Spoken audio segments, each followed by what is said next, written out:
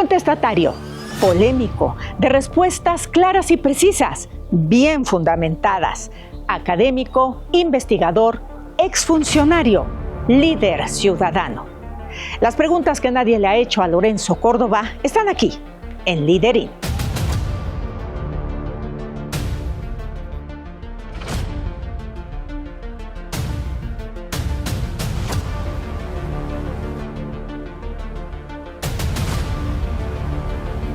Amigos de Liderín, efectivamente, ya lo vieron ustedes, Lorenzo Córdoba nos acompaña en esta ocasión en Liderín. Muchísimas gracias, Lorenzo. Isabela, un privilegio estar contigo y por estos momentos. Gracias. Todo el público que nos sigue a través de Liderín. Gracias.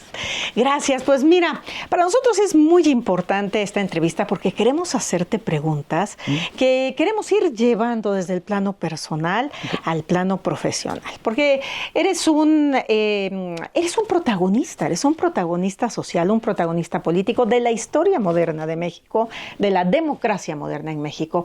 Pero queremos saber quién es Lorenzo Córdoba primero. Cuéntanos, ¿quién es Lorenzo Córdoba?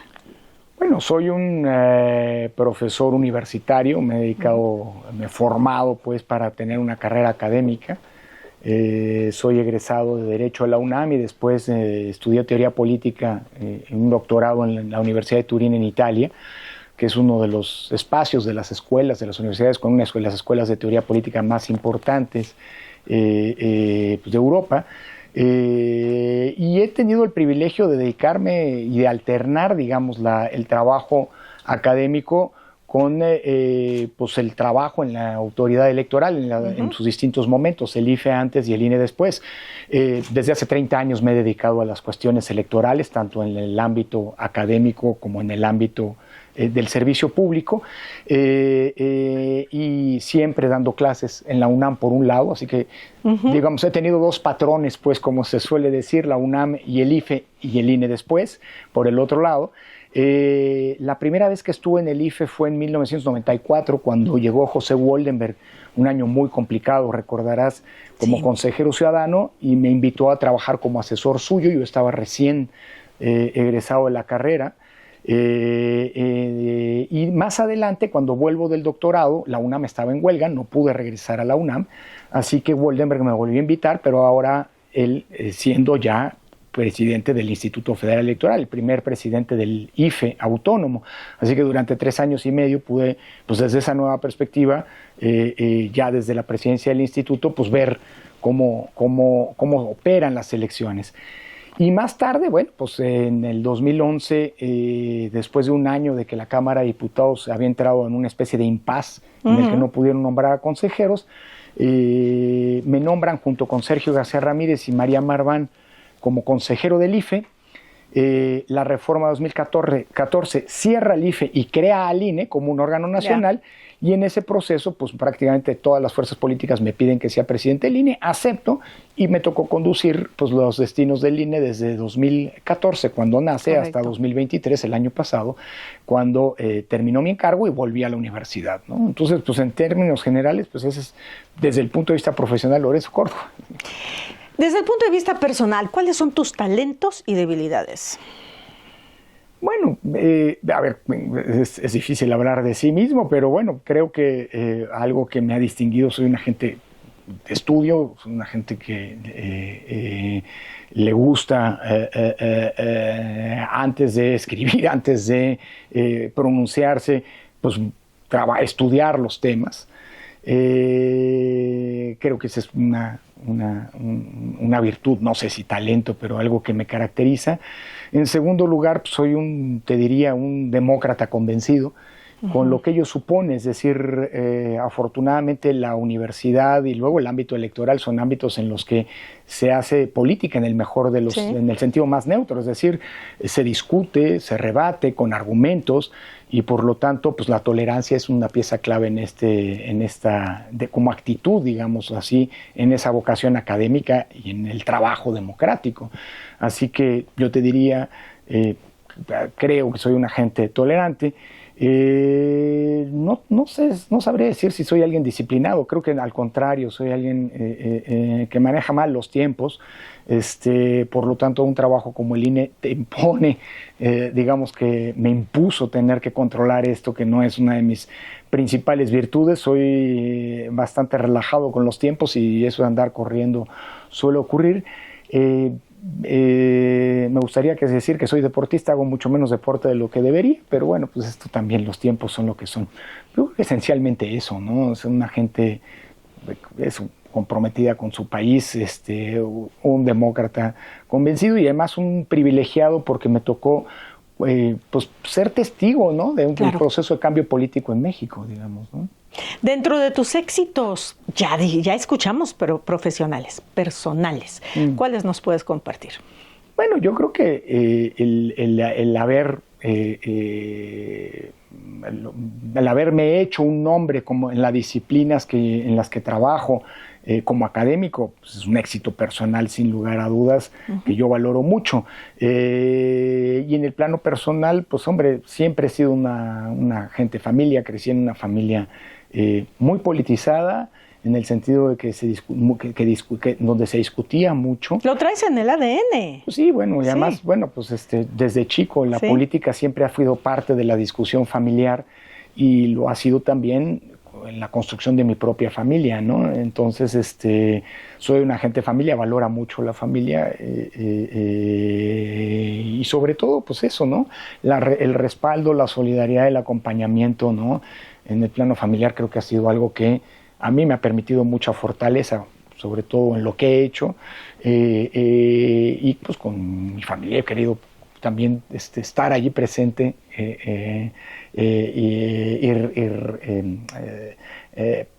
digamos también, digamos ser suficientemente retribuir, para decirlo de alguna manera, esa cercanía, ¿no? Con los míos. Dentro de la historia, ¿a quién admiras? Bueno, a ver, yo te diría te voy a hacer un agrado dentro de la historia de las teorías, de las ideas políticas. Personajes, digamos, como Hans Kelsen o como Norberto Bobbio y mucho más atrás, los grandes clásicos de la política, pues desde Maquiavelo hasta Kant, es decir, hay muchos. Y como personajes históricos, pues mira, creo que hay personajes grandes demócratas que me parece son encomiables, o grandes estadistas. Winston Churchill es una figura, a mí no me gustaba ideológicamente, pero es una figura que políticamente es muy relevante y es una figura sin lugar a dudas admirable, ¿no? En la historia concreta, en la historia del país, pues creo que ha habido figuras muy importantes. La figura de Lázaro Cárdenas fue fundamental. No fue un demócrata particular, pues fue un hombre de instituciones. Digo, la democracia, nadie fue demócrata durante el siglo pasado mexicano. Así que más recientemente, pues hay figuras que yo admiro mucho, como por ejemplo la del ingeniero Cárdenas, la de Berto Castillo, la de mi padre mismo, ¿no? Viniendo desde la izquierda como constructores de la democracia. En la historia más reciente, pues José Woldenberg, que además fue mi mentor en muchos sentidos. En fin, en la historia universal hay grandes personajes, sin lugar a dudas, ¿no? Pero digamos que grandes demócratas, pues más bien en los últimos 100 años, ¿no? Algunos de los que te he mencionado, ¿no? Más bien. ¿Te ves siempre en la academia o hay posibilidades de otros escenarios? Bueno, ya he estado en el servicio público. Como lo decía el rector Narro, cuando me fui al INE, la UNAM me prestó para el servicio público, y creo que estos son tiempos de una larga estadía en la academia, aunque bueno, pues la vida da muchas vueltas también. No me interesa hacer política partidista. Política sí, la hice, la hago desde la academia, la sigo haciendo en el ámbito público. El haber tenido la responsabilidad, por ejemplo, Isabela, de ser el orador en la marcha del 18 de febrero pasado, que fue una movilización ciudadana masiva para defender la democracia, pues es una manera también de hacer política. ¿Qué significa para ti eso? Ser líder ciudadano de semejante estatura. ¿Qué significa? Pues bueno, es una enorme responsabilidad. Digo, traducida en ese aspecto, habiendo tenido que defender al INE frente a los embates que desde el poder se lanzaron en su contra. El INE es una institución de las y los ciudadanos, es una institución que se crea a pesar del poder de entonces y del poder de ahora, y consecuentemente haber sido presidente del INE pues inevitablemente me colocó en una situación de tener que encauzar la defensa de una institución que es de todas y todos. Después de haber dejado el INE, pues hombre, el estar en medios de comunicación, que también es una manera de defenderme frente a los abusos y las persecuciones del poder, que pues el poder es lo que es, sabía que iban a venir y están ocurriendo, pero además de eso es también, pues hombre, contribuir a generar un contexto público para que la propia ciudadanía se asuma como autora no solamente de la construcción y conquistas democráticas, sino también de su defensa. Y por supuesto un momento culminante pues fue la marcha del 18, es decir, tener que... había tenido otras experiencias que han sido para mí muy, muy satisfactorias, como por ejemplo aquella comparecencia en la Cámara de Diputados, que fue pues, claramente una celada en donde se buscaba el desprestigio de un funcionario público. Creo que salí bastante bien librado. Creo que quien salió enojado ese día no fui yo al contrario salí muy contento. Quienes pretendieron hacer eso un espacio de linchamiento público, pues probablemente se quedaron con las ganas, pero como nunca fue la responsabilidad en ese sentido de hablar ante las multitudes del 18 de febrero, claro. Hablar en el Zócalo como orador único, tratando de darle cauce, explicar las razones de una marcha como esa, en un contexto en el que, bueno, pues el presidente López Obrador ya había hecho su plan de reformas que claramente implicaban un desmantelamiento de la institucionalidad democrática como la conocemos, pues fue una responsabilidad enorme, ¿no? Y entiendes, por cierto, mucho a los políticos, aunque, y entiendes la responsabilidad, es decir, esto de escuchar a centenares de miles de personas que guardan silencio mientras hablas, o que responden a las arengas públicas, digamos, que desde la tribuna haces, pues bueno, entiendes por qué hay quien luego pierde piso y para mí fue muy interesante, porque había estudiado el fenómeno de las masas como fenómeno político. Con la llegada del presidente López Obrador, volví a desempolvar mis libros de Ortega y Gasset, La rebelión de las masas, Elías Canetti, No masa y poder, en fin.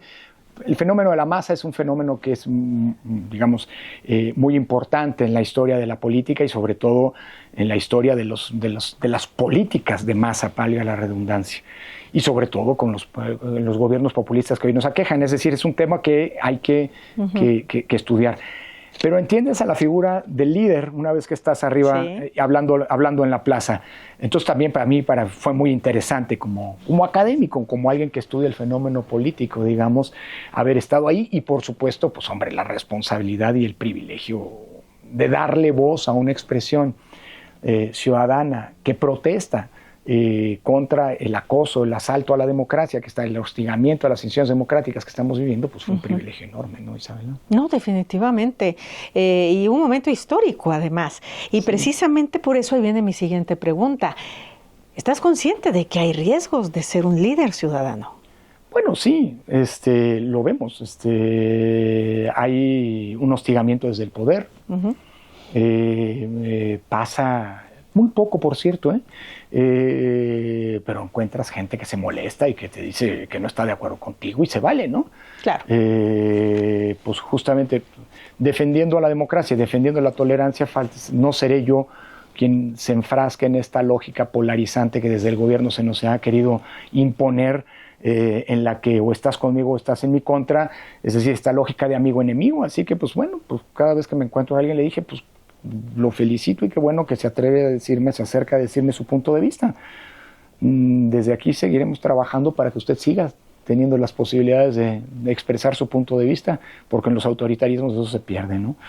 Pero pues obviamente en contramano pues da muchísima satisfacción que ocurra de manera mucho más copiosa exactamente lo contrario, es decir, gente que se acerca y que te felicita por el trabajo hecho, y eso implica, pues sí, una enorme responsabilidad, que tiene costos, Isabela, sí, ¿no? Tiene. A mí había quien me decía, cuando dejes el INE, bueno, se acabó el hostigamiento y la persecución. No es así. Ya lo sabía, por eso para mí fue muy importante seguir teniendo presencia pública. La había tenido antes del INE, había estado en varios medios, había tenido programas, había hecho comentario político, etcétera. Pues volví a hacerlo. Y esto es una manera también de poder defenderse. Después de haber dejado el INE, pues digamos, este hostigamiento es normal. Los gobiernos autoritarios como el que hoy tenemos suelen generar este tipo de persecuciones. Por ejemplo, llegué a los libros de texto, ¿no? Ahora hay nuevos libros de texto y estoy en los libros de texto. No cualquiera. Sí, aunque no donde me hubiera gustado estar, porque me pusieron en la misma página y en una secuencia histórica después de Hitler, después del genocidio armenio, del genocidio de Ruanda, del asesinato de Luther King. Pero bueno, así es. Obviamente me estoy defendiendo jurídicamente, pero así es el poder, ¿no? El poder busca desprestigiar y denostar a todo aquel que no se le subordina. Nunca me he subordinado al poder, no lo hice como presidente del INE, porque justamente mi responsabilidad era, al presidir un órgano autónomo, era no ceder a las presiones del poder ni de los partidos políticos. Eso tiene sus costos. Ahora, pues claramente hay una persecución del órgano interno de control del INE, que ha hecho públicas indagatorias que presuntamente está conduciendo, que no se me habían hecho notificado y que ya pues corrompió esos procesos, ¿no? Entonces es lamentable que en el ánimo de desprestigio de personas, porque ahora soy un ciudadano de a pie, pues el aparato del Estado pues, pues digamos se vuelque, pero pues eso demuestra en contra de individuos, pero eso demuestra, digamos, lo que son gobiernos autoritarios, y también a mí me permite evidenciarlo pues en esta lógica de seguir defendiendo la democracia, ¿no? La democracia se defiende desde múltiples trincheras. A mí me tocó el privilegio de defender la democracia desde la trinchera del INE, pues hoy tengo el privilegio de defender la democracia como ciudadano a pie, como académico, como alguien que forma opinión pública, ¿no? Como alguien que es experto en las democracias, y bueno, por supuesto estamos viviendo un proceso electoral en México muy sui generis, dentro de todo lo que ya nos estás comentando, el actual momento que vive México, que nos comentas es un autoritarismo y que en un momento determinado pudiese incluso dirigirse hacia un totalitarismo, dentro de este contexto que estamos viviendo, ¿qué piensas que puede pasar el día 3 de junio? Bueno, a ver, nada más una aclaración. No creo que vivamos un autoritarismo. Hay una fuerte vocación autoritaria del poder, eso sí es cierto. Por eso se ha venido en tiempos recientes lanzando esta ofensiva para desmantelar las instituciones de control que fuimos creando en nuestro proceso de construcción a la democracia. Y sobre todo veo 4 grandes ejes en el cual esta embestida autoritaria contra el sistema democrático que todavía tenemos está operando. La primera es en contra del sistema electoral. Utilizaba en el Zócalo una metáfora. Nos pasamos 30 años construyendo una escalera, es decir, nuestro sistema electoral, que fuera cada vez más amplia, cada vez más robusta, cada vez más sólida, para que quien tuviera los votos pudiera llegar al primer piso. Lo que no se vale es haber aprovechado la democracia para llegar al primer piso y desde el primer piso pretender desmontar esa escalera, que es lo que hacen todos los autoritarios. Ha habido grandes casos que derivaron en totalitarismos, eso sí es cierto, de regímenes autoritarios que llegaron al poder por la vía de las urnas. Mussolini llegó por la vía de las urnas al poder, Hitler llegó por la vía de las urnas al poder, y aunque me cuido yo sí mucho de no comparar, sé que el fascismo es una figura histórica que hay que tratar con mucho cuidado y tampoco abaratarla, pero que hay vocaciones y semejanzas autoritarias entre el fascismo y lo que vemos hoy en día en muchos países, incluido el nuestro, hay muchas similitudes. Aunque me cuido mucho de decir que estamos en un autoritarismo, un régimen autoritario y que estamos en o totalitario, peor todavía, seguimos siendo un régimen democrático que está sufriendo los embates, eso sí, de vocaciones autoritarias. ¿Cuáles son esos ejes? Uno, desmantelar el sistema electoral, te decía. Segundo, desmantelar el gran control que tienen mecanismo de control que tienen las democracias constitucionales, que es el Poder Judicial. El acoso que estamos viendo a la Corte y a los jueces desde el Poder Ejecutivo y desde el Legislativo es un ejemplo de esa pulsión autoritaria. En tercer lugar, digamos, la refractariedad a la representación de toda pluralidad. El pluralismo político molesta a las mentalidades autoritarias y eso es una de las razones por las cuales el presidente López Obrador ha construido esta lógica de que estás con él o entonces eres enemigo del pueblo, ¿no? El embate en contra de la representación proporcional, el querer volver a un legislativo como los que teníamos hace muchísimo tiempo, ¿no? Se está planteando que la integración de la Cámara sea la misma que se tuvo hasta antes de 1963, hazme el favor. Y en el caso del Senado, pues la que tuvimos desde 1917 y que se modificó precisamente para volver a las cámaras más democráticas. Y finalmente de esta intención de desaparecer a los autónomos, bajo la premisa de que sus funciones las puede realizar el Ejecutivo. Y es cierto, todos los órganos autónomos hoy hacen funciones que antes tenía el Ejecutivo. ¿Quién hacía las elecciones? El gobierno. ¿Quién definía la política cambiaria y inflacionaria del país? El Banco de México, que dependía del gobierno, de la Secretaría de Hacienda. ¿Quién otorgaba concesiones en materia de radio y televisión? El gobierno, a través de la Secretaría de Comunicaciones y Transportes. ¿Quién era el que vigilaba la política antimonopolios? El gobierno, a través de la Secretaría de Economía. Todas estas funciones que hoy cumplen los autónomos se le quitaron al gobierno autoritario que teníamos para democratizarnos, y hoy se quieren volver. Entonces, yo sí creo que estamos viviendo riesgos de regresión autoritaria. No creo que vivamos todavía en un autoritarismo, por eso hay que defender la democracia. Pero si no cuidamos a la democracia, esas degeneraciones en clave autoritaria no solamente son posibles, sino que las vemos con preocupación cómo avanzan en muchos lugares del mundo, y en algunos lugares pues eso ya se concretó. Venezuela, Nicaragua, Turquía, son regímenes democráticos que tienen eran regímenes democráticos o lo siguen siendo, como en el caso de Turquía, pero con graves sesgos y problemas y, digamos así, expresiones autoritarias. Entonces a la democracia, si no se le cuida, se pierde, se nos acaba, y los regímenes autoritarios pueden revertirlas. Eso es justamente lo que estamos luchando, creo, en México, defender nuestra democracia para que no podamos, lamentablemente, considerarnos un régimen autoritario. Hay muchos signos de avance en esa dirección que deberían alertarnos, ¿no?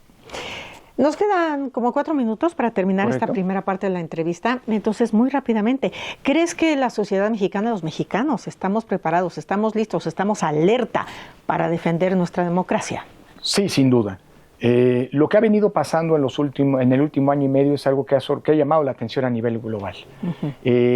No porque haya habido protestas, estoy pensando masivas, estoy pensando en las manifestaciones del 13 de noviembre de 2022, estoy pensando en las manifestaciones como la del Zócalo y decenas de ciudades en el país del 26 de febrero del año pasado, sino también la del 18 de febrero que ya mencionaba. Y en este sentido, lo que llama la atención es que es normal que en las democracias la gente proteste. Claro. Protestan en contra de una política pública, protestan por una situación como la inseguridad o la violencia en contra de las mujeres, pero que la gente salga a la calle a defender instituciones como el INE o la Corte, o a defender algo que para muchos es muy etéreo como la democracia, es algo raro. Y está pasando en México. Entonces yo creo que si hoy seguimos teniendo a un INE que logró sobrevivir a los intentos, no solo a los acosos y el desprestigio, sino también a los intentos de reforma que se lanzaron desde el Ejecutivo Federal, es porque la ciudadanía ha defendido a la democracia, ha defendido a las instituciones democráticas, y desde ese punto de vista creo que, aunque es una batalla muy complicada y las alertas deberían estar encendidas, pues creo que hay el respaldo ciudadano por la democracia y por sus instituciones, creo que nos debe alentar a pensar y concebir que esta es una batalla que tiene esa reserva, digámoslo así, ciudadana, con la que podemos salir al final del día bien librado, ¿no? Pues nos vamos a la segunda parte, vamos a hacer esta pausa. Gracias, amigos de Liderín, les recomendamos que pues nos acompañen en la segunda parte de esta entrevista a Lorenzo Córdoba. Los esperamos. Gracias.